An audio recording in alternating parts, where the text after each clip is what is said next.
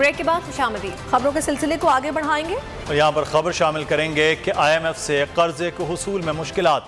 Army chief general Qamar Javed Bajwa ने अमरीका से कर्ज की रकम जल्द जारी करने के लिए आलमी मालियाती इदारे पर दबाव डालने की दरख्वास्त कर मुश्किलात, आर्मी चीफ मदद के लिए मैदान में आ गए। Army chief general Qamar Javed Bajwa ने अमरीकी नायब वजीर खारजा से टेलीफोन पर गुफ्तगू की और दरख्वास्त की कि पाकिस्तान के लिए कर्ज की रकम जल्द जारी करने के लिए IMF पर दबाव डाला जाए। आर्मी चीफ ने कहा कि व्हाइट हाउस और महकमा खजाना IMF पर पाकिस्तान के लिए 1 अरब 20 करोड़ डॉलर की फौरी फरहमी के लिए किरदार अदा करे। ये रकम पाकिस्तान को दोबारा शुरू किए गए कर्ज प्रोग्राम के तहत मिलने वाली है। IMF ने 13 जुलाई को कर्ज के लिए पाकिस्तान को स्टाफ लेवल की मंजूरी दी थी।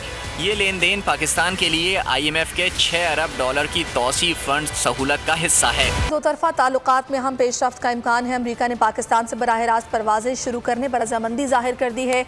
FAA का नुमाइंदा एयरपोर्ट्स और तैयारों की जांच पड़ताल के लिए जल्द पाकिस्तान का दौरा करेगा। वज़ीर आज़म के मुआविन ख़ुसूसी सलमान सूफी का कहना है कि कराची पोर्ट में अमरीकी इदारा बराए तिजारत अपना नुमाइंदा तैनात करेगा।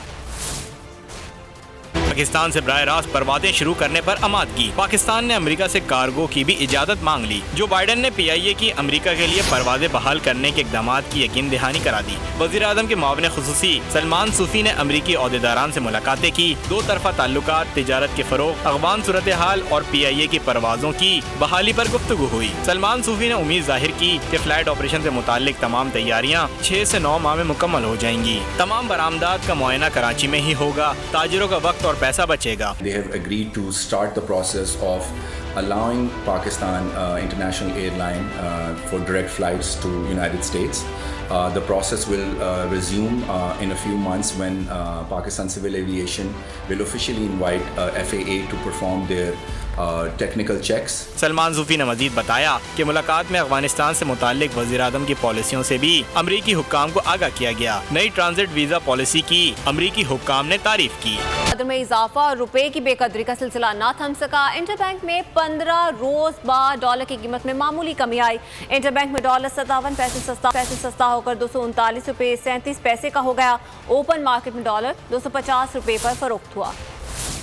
यकीनी पाकिस्तानी रुपए की बेकदरी का सिलसिला रुक न सका। कारोबारी हफ्ते के आखिरी रोज भी डॉलर की ऊंची उड़ान। दिन इख्तिताम पर इंटरबैंक में रिवर्स गियर लगा। 15 रोज बाद डॉलर की कीमत में मामूली कमी देखने में आई। डॉलर 57 पैसे सस्ता होकर 239 रुपए 37 पैसे का हो गया। ओपन मार्केट में डॉलर टॉप गियर पर रहा। 5 रुपए बढ़कर 250 रुपए पर जा पहुंचा। मुस्लिम लीग नून की मखलूत हुकूमत आने के बाद इंटरबैंक में रुपए के मुकाबले में डॉलर 58 रुपए महंगा हो चुका है, जिसके बायस मुल्की कर्जों के बोझ में भी इजाफा हुआ है। गुज़श्ता हफ्ते कारोबार के दौरान रुपए की कदर में 8.25% कमी देखने में आई। हफ्ते में महंगाई की शरह में तारीखी इजाफा। बिजली, गैस, टमाटर, घी, दालें, गोश्त सब महंगी हो गई। हफ्ते के दौरान बिजली की फी यूनिट कीमत में 1 रुपये 88 पैसे का इजाफा हुआ। घरेलू सिलेंडर की कीमत में 177 रुपये बढ़े। एक हफ्ते में टमाटर की फ़ी किलो कीमत में 11 रुपये 5 पैसे का इजाफा देखने में आया। लहसुन की फ़ी किलो कीमत में 6 रुपये, घी का डब्बा फ़ी किलो 25.27 पैसे महंगा हुआ। दाल मसूर 13 रुपये फ़ी किलो, दाल माश 11 रुपये फ़ी किलो महंगी हुई। इदारा शुमारियात के मुताबिक एक हफ्ते में महंगाई की शरह में 3.68% इजाफा रिकॉर्ड किया गया। इम्पोर्टेड हुकूमत का एक बार फिर अवाम पर पेट्रोल बॉम्ब चलाने का फैसला। डीजल 18 और पेट्रोल 15 रुपए तक महंगा करने की समरी तैयार। ओगरा कल वजारत खजाना को भेजेगा और वज़ीर आज़म से मुशावरत के बाद 31 जुलाई को नई कीमतों का ऐलान मुतवक्की है।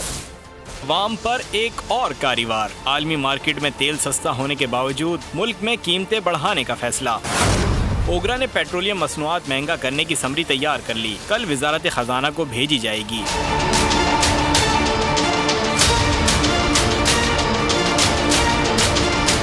वज़ीर आज़म से मुशावरत के बाद 31 जुलाई को नई कीमतों का ऐलान मुतवक्के है। पेट्रोल 15 रुपए और डीजल 18 रुपए फी लीटर महंगा करने की सिफारिश की जाएगी। ओगरा की तजवीज़ के मुताबिक लेवी टैक्स में 10 रुपए लीटर तक इजाफा करने से कीमतें बढ़ जाएंगी, जबकि लेवी टैक्स कम करके कीमतें बरकरार रखी जा सकती हैं। और यहाँ पर आपको खबर देंगे, इलेक्शन कमीशन ने पीटीआई के 11 अरकान कौमी असम्बली के इस्तीफे मंजूर कर लिए हैं। आली मोहम्मद खान, फजल मोहम्मद खान, शौकत अली, फारूक समान खान को डी नोटिफाई कर दिया गया है।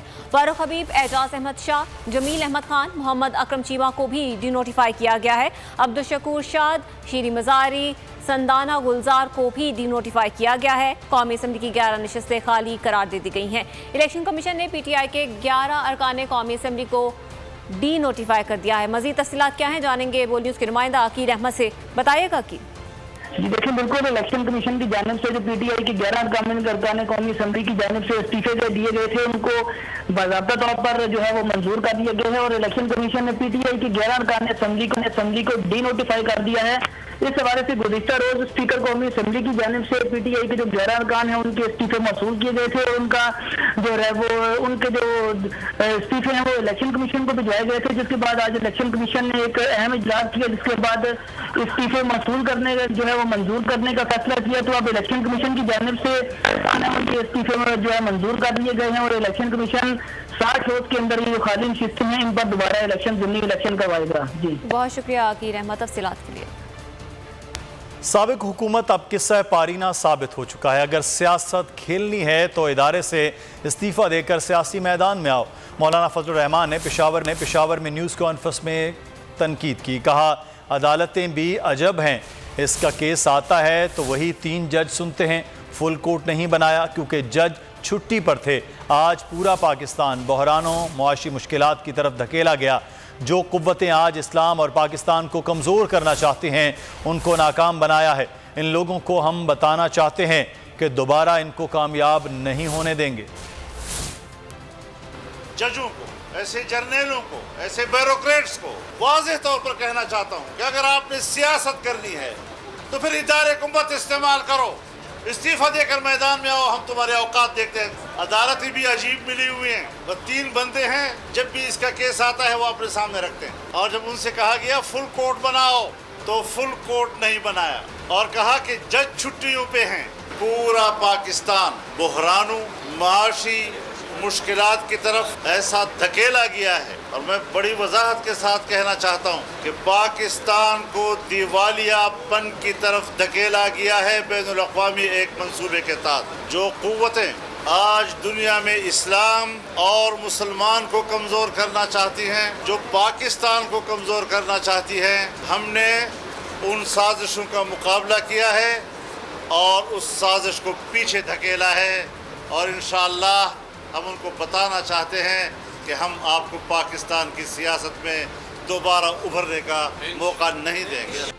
पंजाब में इक़्तिदार की तब्दीली और इंतखाबी दंगल के बाद इन दोनों के बारे में बात करेंगे। अब देखा यह जा रहा है कि इन दिनों हमटी डमटी की बड़ी धूम है, लेकिन ये हमटी डमटी है कौन? लोग इसके बारे में क्या बात कर रहे हैं? अवाम क्या कह रहे हैं? कौन है ये Humpty Dumpty? Hamza Shahbaz, of course. Hamza Shahbaz को किंग और क्वीन में लाने की बहुत कोशिश कर ली है, but as usual Humpty Dumpty had a great fall. Hamza Shahbaz is political Humpty Dumpty. इसके लिए भी जो है इसके अब्बू जान ने भरपूर कोशिश की कि किसी ना किसी तरीके से नाजायज हल्फ उठवा के नाजायज तरीके इस्तेमाल करते हुए कब्जा कर लिया जाए पंजाब की गवर्नमेंट पे, और ये जो हमटी डमटी है ये फिर दोबारा से फॉल कर गया। सियासी हमटी डमटी जो है ना हमजा शहबाज है। oh, no. उनके वालिदैन ने भी कोशिश की कि इसको हम बादशाह बना दें, मगर वो बार बार ही कर ली उनको लाने के लिए, लेकिन as you know Humpty Dumpty had a Dumpty थे। इन्होंने बड़ी कोशिश की है सियासत में आने की, लेकिन ये फिर भी गिर जाते। सिलसिला जारी है। वक्त हुआ एक ब्रेक का और ब्रेक के बाद देखिए सैलाब से तबाही,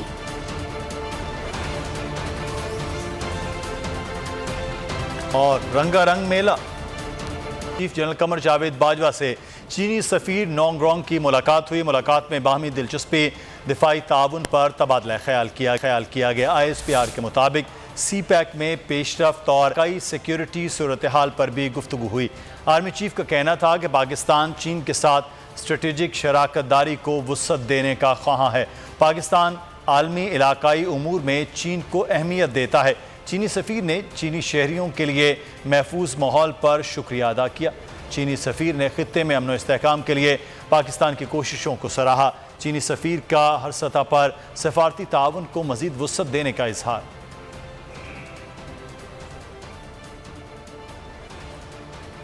हुकूमत के लिए एक और मुश्किल, सुप्रीम कोर्ट ने नैब तरामीम के तहत रिलीफ को मशरूत करने की दरख्वास्त पर हुकूमत को नोटिस जारी कर दिया।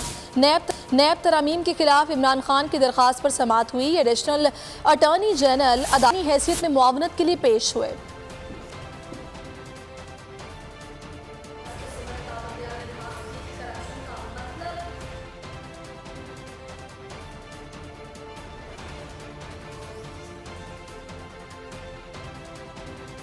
आगे बढ़ते हैं और मुल्क में अब्रे रहमत जहमत बन गई। सैलाब और लैंड स्लाइडिंग ने तबाही मचा दी।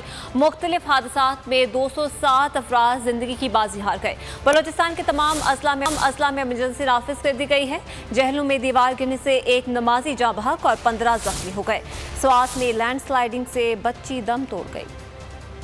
जारी सैलाब और लैंडस्लाइडिंग ने कई जिंदगियों के चिराग गुल कर दिए। जहलम में नमाज जुमा के दौरान मस्जिद की दीवार गिर गई। अफसोसनाक हादसे में एक नमाजी शहीद जबकि 15 जख्मी हो गए। पंजाब में तूफानी बारिशों से अमवात की तादाद 87 तक जा पहुंची। पेशावर में जुडिशल मजिस्ट्रेट ने सीरियल किलर और रेप के मुलजिम का एक रोज़ा जिस्मानी रिमांड मंजूर कर लिया। पुलिस के हवाले कर दिया गया। गुज़श्ता रोज़ पुलिस ने मुलजिम को गिरफ्तार किया था। मुलजिम ने 3 बच्चियों के रेप और 2 के कत्ल का एतराफ़ किया था। DNA मकतूलीन के नमूनों से मैच कर गया था। मोदी का भारत मुसलमानों के लिए जहन्नुम बन गया। मैंगलोर में एक और नौजवान हिंदुत्व दहशतगर्दी की भेंट चढ़ गया।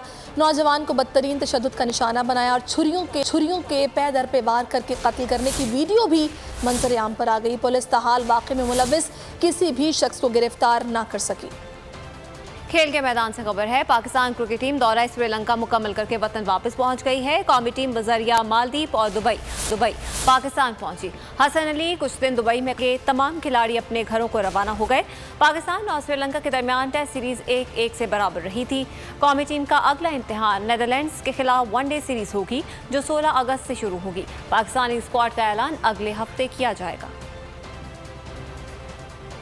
और कॉमनवेल्थ गेम्स का रंगारंग मेला सज गया। गुज़श्ता रात इफ्तिताही तकरीब बर्मिंघम के अलेक्जेंडर स्टेडियम में मुनक्किद हुई। खेलों का बाकायदा आगाज़ हो गया।